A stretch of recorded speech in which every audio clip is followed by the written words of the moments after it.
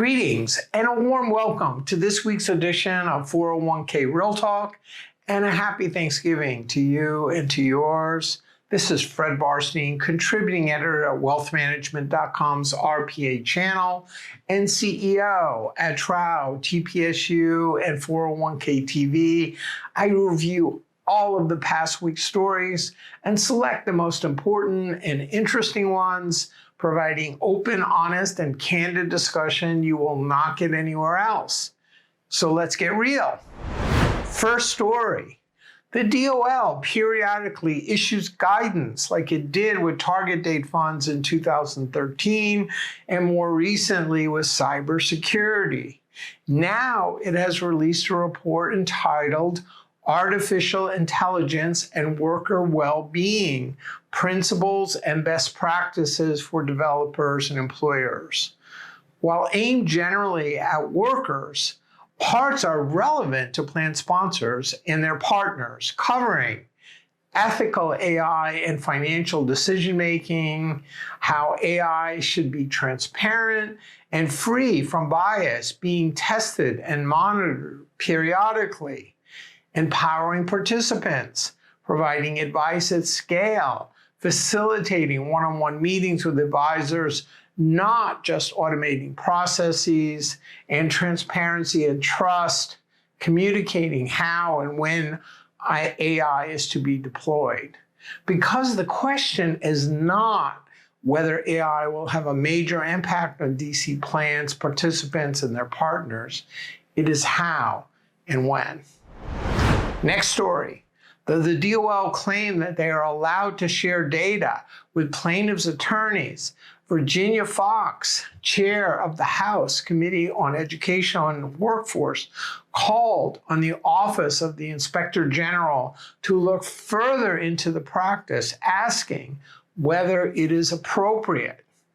Information gleaned from an EBSA investigation was shared involving a case of alleged mismanagement of an ESOP. Though it might be appropriate for an agency to help the private sector to pursue wrongdoings if they do not have the resources, one question is whether the information is being shared equally with all parties. Next story. Under Secure 2.0, the DOL is required to start collecting data for their lost and found database by the end of this year. But the entire process has been fraught with issues.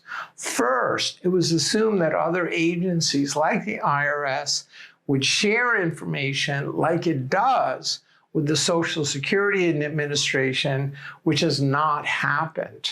Secondly, the private sector balked at the scope of the information that was initially requested, resulting in just the name, Social Security number of participants 65 years and older, as well as plan administrator contact information.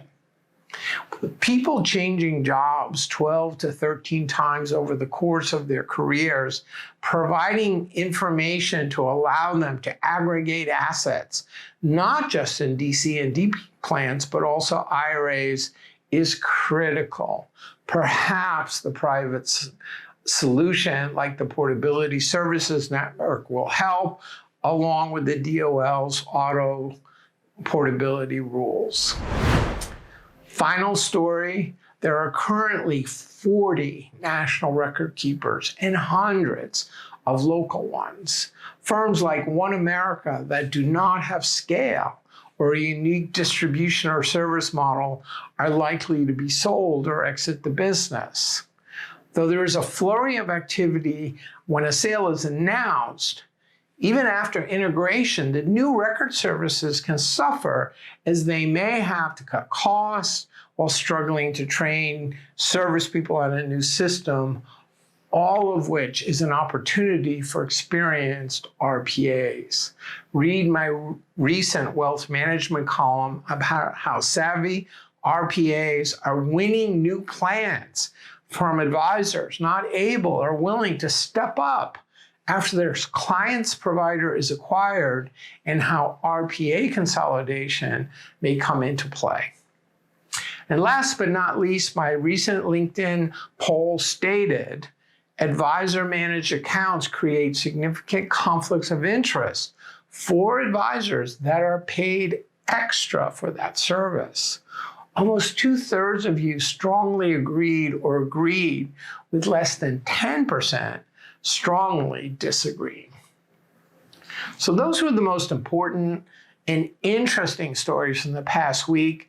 I listed a few others I thought were worth reading, covering Pantera and Oppenheimer partnered to allow their advisors to manage clients' 401ks.